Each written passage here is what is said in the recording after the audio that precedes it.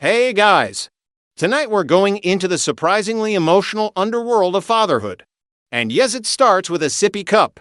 Picture this, you're standing in your kitchen, still in pajama pants at 7:46 a.m., juggling a coffee mug, a half-packed lunchbox, and a child who is vibrating with rage because the cup is blue, not red, not dinosaur-patterned, just blue. You probably won't survive this. So, before you get comfortable, take a moment to like the video and subscribe, but only if you genuinely enjoy what I do here. You didn't expect this. You thought being a single dad would mean learning to braid hair, figuring out snack rotations, maybe Googling what temperature is too high for kids. You did not anticipate being emotionally decimated before sunrise by a cup. Your kid is sobbing. Full body. Betrayal-level sobbing. You try reasoning. Bribing. Distracting. Nothing works. You offer the red cup, and they scream louder. You offer the dinosaur cup, and it's as if you've insulted their ancestors. And in that chaos, it hits you. Parenting isn't about problem solving. It's about surviving the irrational with your sanity mostly intact. Historians still argue whether Roman fathers actually wielded absolute power over their households. As traditional law suggests, or if that was just a cultural ideal. Either way, none of them had to negotiate breakfast with someone who thinks blueberries are poison on Tuesdays. You cave. You hand them a different cup, one you swear they've never even seen before. And somehow it's the chosen one. They nod, sniffling. Crisis over. And you're left wondering if you hallucinated the entire thing. The rest of that day feels like walking through oatmeal. You're tired. You're second-guessing every choice.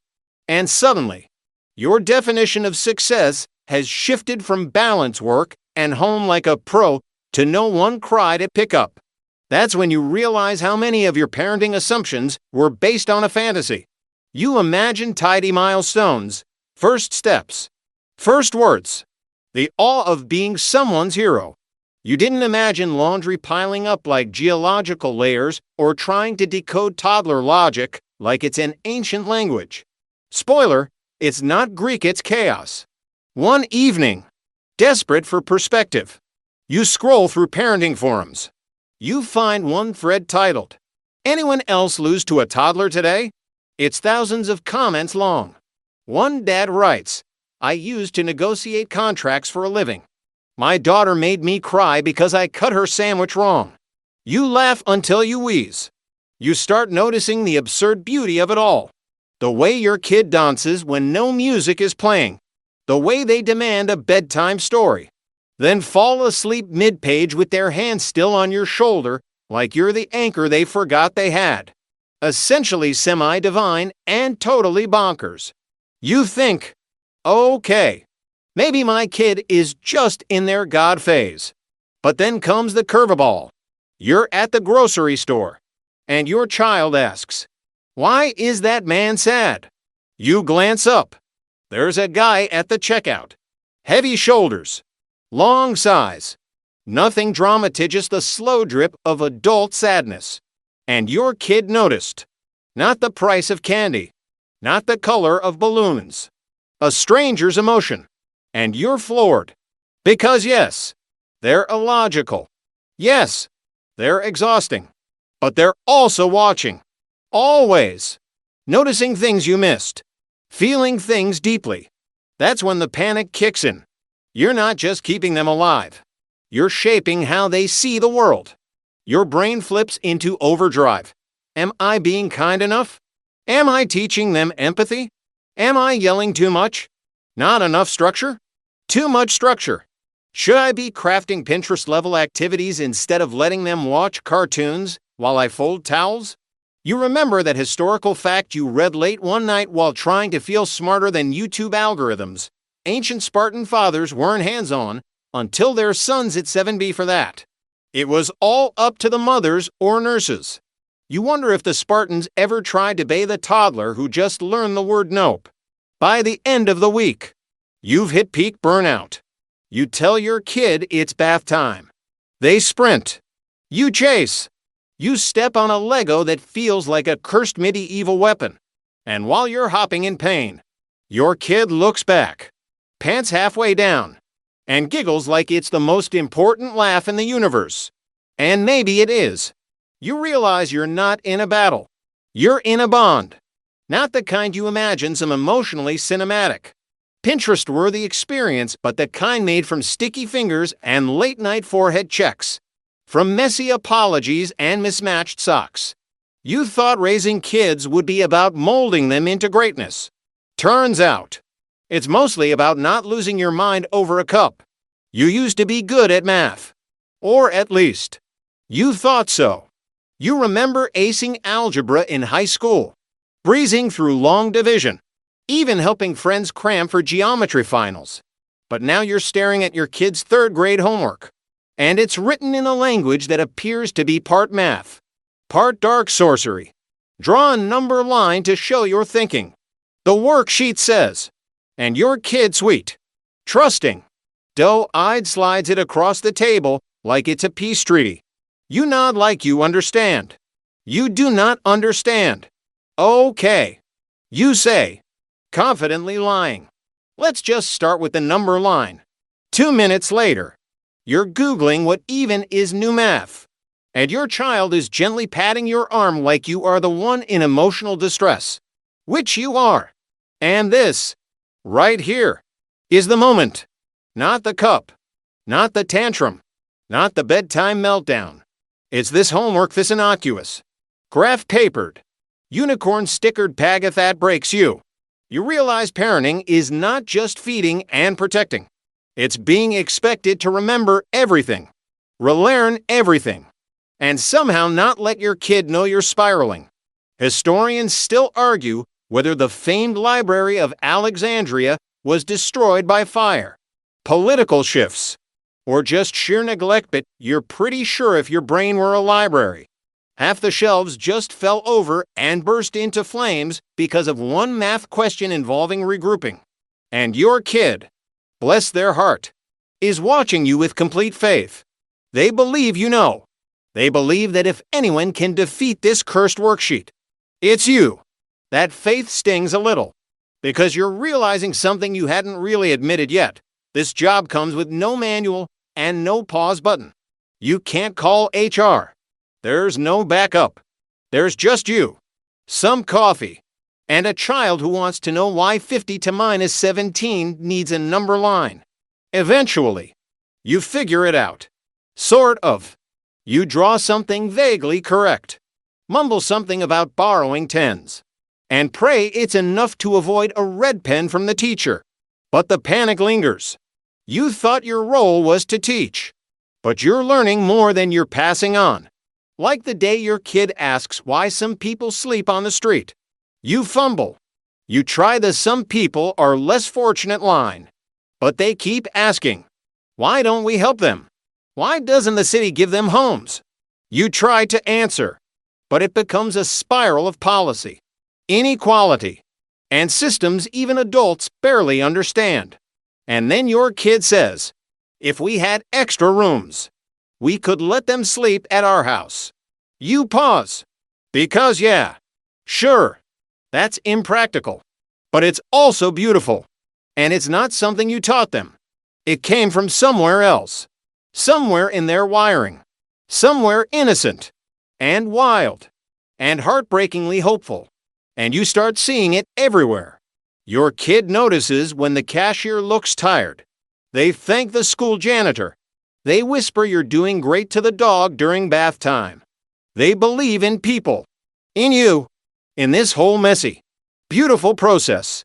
There's a fringe historical theory that suggests certain indigenous cultures in North America used storytelling as a way for children to teach adults reverse mentorship.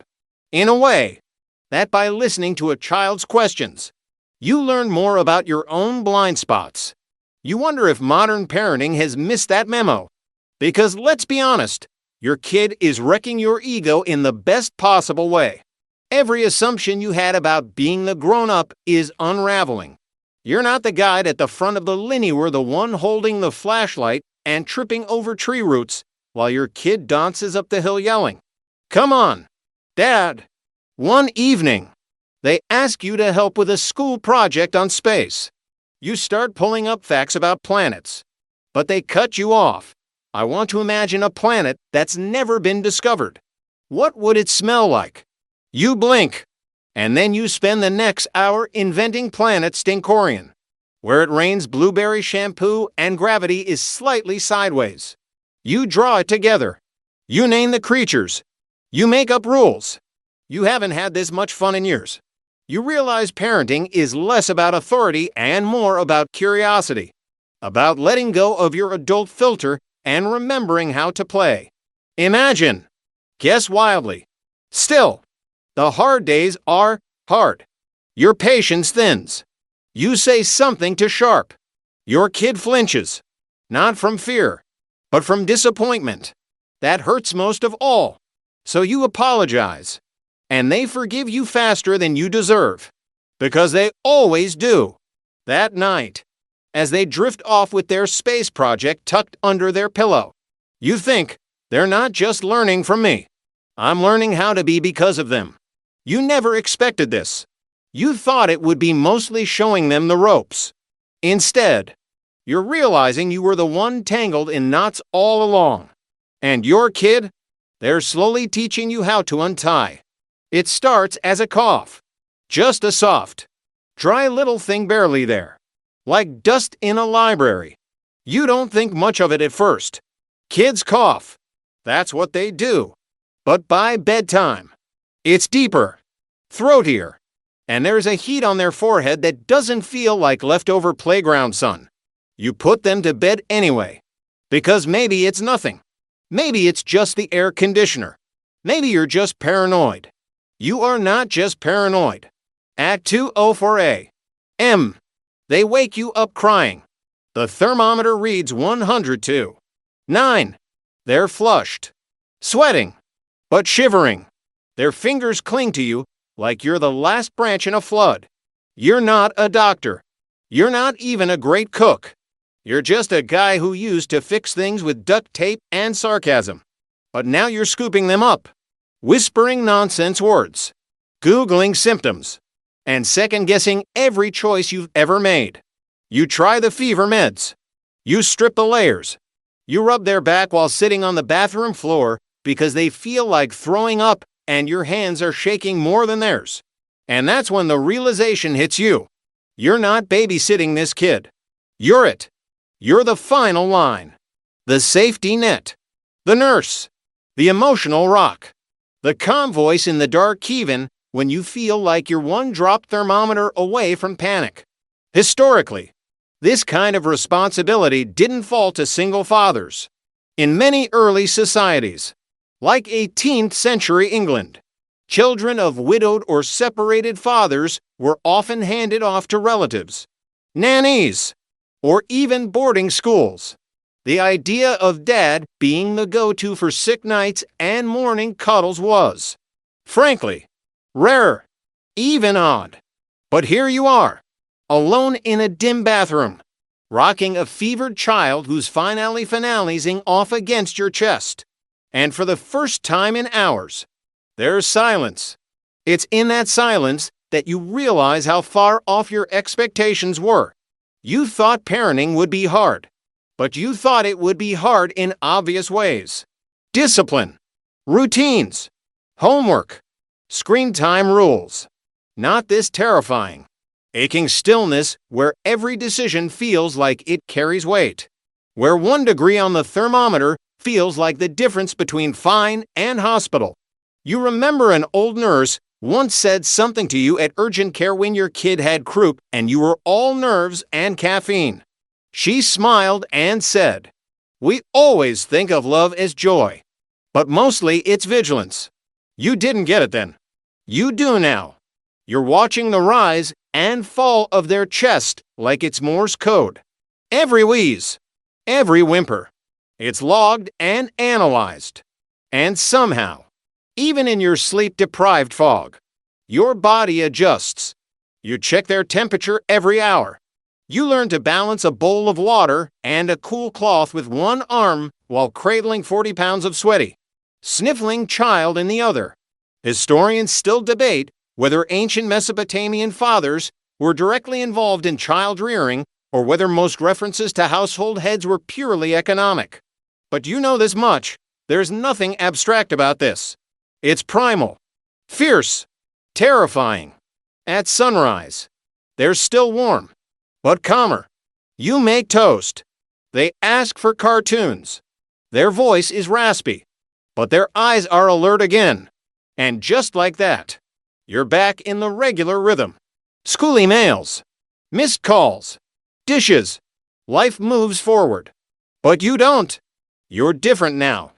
You thought raising kids was about creating structure, building them up like little IKEA human-sized screws.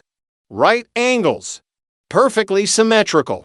But kids are not furniture. They're storms, moods, shifting maps.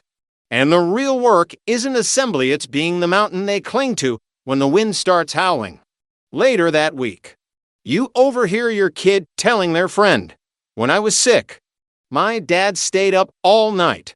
He's like a superhero but with coffee." You laugh, mostly at the coffee part, but it also lands deeper than you expect. Because that's what this is, isn't it? You're not the flawless protector. You're not Batman. You're more like a worn-out security blanket off in some spots. A little tattered but trusted. Needed. Held tight at 2 a.m. There's this bizarre historical anecdote. Napoleon Bonaparte was once terrified of cats. This fierce war tactician. Afraid of a kitten's stare. And it makes you think how strength isn't always about what you conquer. Sometimes it's what you endure. Quietly. Repeatedly. The next time they get sick, it's not as scary. Not because you're any more qualified, but because now you know what it looks like. You've seen the edge. You've held steady. And somehow, you're still standing. There's a moment you don't see coming in any of the books. Not in the forums. Not in the whispered dad chats in grocery store aisles. Your kid stops needing you. Not in a big, dramatic way. It's quiet. Subtle. So subtle that at first, you miss it. They tie their own shoes. They pour their own cereal. They tell you they'll brush their teeth in a sec. And when you follow up 2 minutes later, it's already done. You don't celebrate first.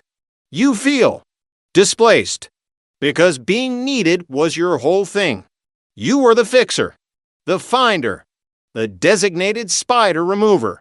Now you're hovering near the doorway with your hands in your pockets while they pack their own backpack, double-check their reading log, and remind you that the field trip form is due Friday. Historians still argue whether the infamous Roman Emperor Augustus ruled more through fear or quiet influence. You're leaning toward the second one because influence is exactly what you're losing now. And it stings more than expected. You thought parenting would get easier as they aged. No diapers. No midnight fevers. No sock wrestling battles. And yeah, sure, there are parts that smooth out. But no one warns you how emotional it is to lose your starring role. You go from lead actor to crew member in your own show. One day, they don't want you to walk them to the classroom. It's fine. Dad, I can go alone. You say okay. You pretend you're cool. You watch them walk away like it's any other Tuesday. But inside, it's a mini existential crisis. You start realizing that raising kids isn't a linear climb, it's more like a balloon you're slowly letting go of. You're proud it's rising. But oh man, it's floating away from you, isn't it? You remember when they clung to your hand to cross the street. Now they're reminding you to look both ways. Dad, are you even paying attention? No, you are not. Because you're busy remembering when their whole hand fit inside 2 of your fingers. There's a quirky bit of history about the Inuit people, who used to craft tiny, detailed dolls called inixic as teaching tools for their children. These weren't just toys. They were silent mentors made to guide, to watch, and eventually, to be outgrown. You wonder if that's what you are now. An inoxic with sneakers and a coffee addiction. At home, you notice how they shut their door more often. How the questions they ask are less "why is the sky blue?" and more "do you think people ever really change?" That one stops you in your tracks. You fumble your answer something about how people evolve, grow, blah blah bit inside. You're struck. Your kid is becoming someone separate, independent, complicated. They challenge your rules. They push back. And yeah, it's annoying, but also kind of impressive. They're not parroting you anymore. They're forming their own angles, their own what-ifs. And that's not fairs. You miss the days when your jokes always landed. When bath time meant rubber ducks and bedtime meant stories with silly voices. Now bedtime is just a good night, Dad, through a door that stays mostly closed. You start leaving the door open from your end. Once, during a quiet Saturday breakfast, they look up from their cereal and say, "Do you think you'll ever get married again?"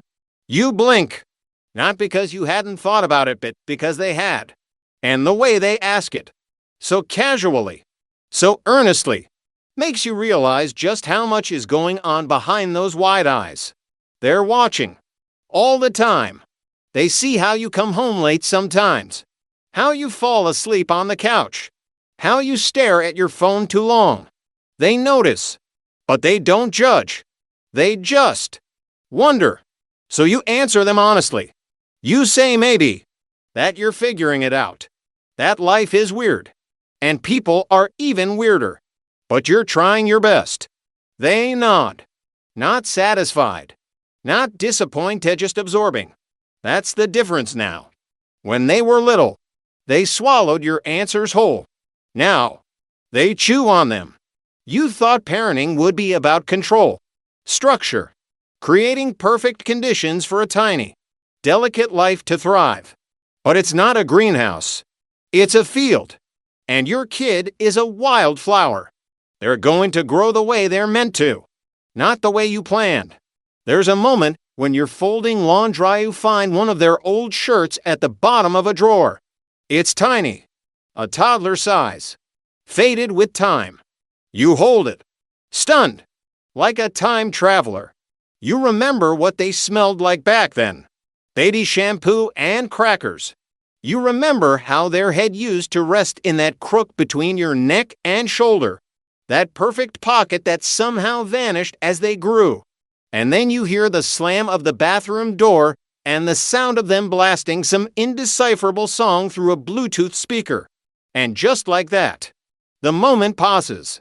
You tuck the shirt away, not back in the drawer, into the memory box in your closet, alongside the paper crown they made you, the misspelled Father's Day card, the sock puppet with your name scrawled across the back. You keep those things close. Not because you want to live in the past, but because sometimes, when your role keeps shrinking, you need to remember that once you were the whole world. And maybe, just maybe, you still are. Even if now, they love you from behind a door. You're at the grocery store when it happens. You're walking down aisle 7, minding your own business, picking out cereals, the sugary kind.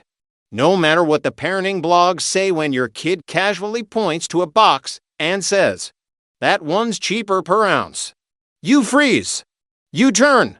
You blink. It's not just that they said something smart. It's how they said it nonchalant. Like it's obvious. Like they've been quietly calculating grocery economics behind your back for years. And that's when it hits you. They're not just growing, they're adapting, observing, becoming, and they're doing it faster than you can keep up. You always assumed raising a kid would be like sculpting. You do the carving, the shaping, the refining. But somewhere along the way, your little lump of clay picked up a chisel and started carving themselves right under your nose. They notice the cashier struggling with coins and offer to help. They hold the door for a mom with twins. They gently scold you for saying that's lame because it's ableist. Dad, you had to Google it later. And yet, point taken. Historians still debate whether Socrates truly believed that knowledge is in a teeth. We're all born with it and just need the right midwife to draw it out. You're starting to believe he was onto something. Because this kid, they've got instincts that you're sure didn't come from you. They catch things you miss. They understand nuance in a way that surprises you. One night, you're watching a movie together, and when the credits roll, they turn to you and say, "It's kind of sad how the villain just wanted to be loved." And you're left staring at them like, who are you and where is my snack-demanding gremlin from 2 years ago? There's a story from medieval Japan about Kagemusha shadow warriors used to impersonate leaders to confuse enemies. You sometimes feel like you're raising one, a shadow version of yourself familiar, but sharper, faster, more emotionally fluent. A new draft. And it's a little terrifying. Because if they're this insightful at 11, what happens at 15? At 20? You start to worry. Not just about their safety or their grades, but about whether you are enough. Can you keep being their guide? Or have they already outpaced you? You thought parenting was about filling them up. But maybe it's about unpacking, getting out of their way just enough that they don't trip. But not so much that you disappear. You're walking a balance beam blindfolded, hoping you don't tilt too far into control or drift too far into absence. You remember that time back in the early days when they asked you why the moon follows your car. You remember making something up about magic or moon magnets or whatever sleep-deprived explanation your brain came up with. Now, they roll their eyes when you try to pull that stuff. Dad, it's called parallax. Okay. Einstein. Fine. You want to correct them. You want to say, don't be a know-it-all. But you don't. Because deep down, you're proud. Proud that they're thinking critically. That they're holding you accountable. That they're becoming a human being with thoughts that don't rely on your approval. Still, there are moments when the roles flip so fast it makes your head spin.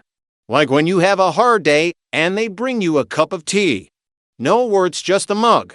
Set gently on your desk. A little post-it stuck to it that says, "You got this." And there it is. The whole thing. In 7 letters and one wonky smiley face. You got this. There's this fringe theory that early cave paintings weren't just primitive doodles, but possibly ancient family lessons, visual stories passed down to teach survival, morality, identity. And maybe that's what your life with this kid is, a cave wall slowly filling up with drawings, shared meals, car rides, inside jokes, arguments, apologies, all of it etched into the same wall. They still make mistakes. Of course they do. You catch them in a lie. They forget things. They act like preteens. Because they are preteens. But now, instead of lecturing, you find yourself asking, why? Not to interrogate it, to understand. To give them the floor. And they take it. They explain. They reflect. They cry sometimes. So do you. You realize that this isn't the child you imagine raising. It's the person you're learning to know. That's the unexpected part. You weren't just signing up to raise someone. You signed up to meet them. Slowly. Over years. Like unfolding a letter that's still being written. One word at a time. One night, they ask you to help with a project on ancient Greece. You sit down together, pull up a couple maps, and start talking about Sparta versus Athens. You throw out something about how Spartans were all about discipline and toughness. They raise an eyebrow. Yeah, they say. But Athens had philosophers and art. Who really lasted longer? Touche. You grin. You want to debate that? They nod. Only if you don't cry when I win. You're not sure when your kid turned into your intellectual sparring partner. But here you are Googling Socrates together, arguing about Play-Doh over juice boxes and leftover pizza. And it's oddly perfect. Because you thought parenting would be about teaching. Turns out, it's a conversation. So you keep showing up. For every sarcastic quip, every eye roll, every deep question disguised as a joke. You keep listening. You keep learning. You keep loving even when they pretend they don't need it. Because under all of the serial math, the philosophical hot takes, the quiet cups of tether's still a kid. And they're yours. Still becoming. Still blooming. Still reaching for your hand now and then. Just to make sure you're still there. Now the house is quiet again. The screens are off. The dishes are done. The lights are low. You sit at the edge of the bed, breathing in the faint scent of shampoo and night air, listening to the soft rustle of blankets from the other room. You don't always get it right. Sometimes you yell too fast, or forget picture day, or burn the toast. But still they come back to you. Still, they trust you. Still, you're theirs. And that's enough. You've made it through another day in this impossible, beautiful, exhausting job. A job no one trained you for. A job that flips the rules halfway through and still expects you to keep pace. But look at you. You're still here. You've built something that runs deeper than routines and report cards. You've created a place where one small person feels safe enough to grow loudly, awkwardly, sometimes rebelliously, but always forward. And tonight, you rest. You let the quiet stretch around you like a warm blanket. You think of all the moments, big and small, that led you here. The grocery aisle insights. The hard questions. The laughter that catches you off guard. You let it all settle. Because tomorrow will bring more of it. More wonder. More worry. More unexpected lessons from the little human who calls you dad. And when the sun rises, you'll be tired. Maybe a bit ready. Because that's what love does. It shows up. Every time.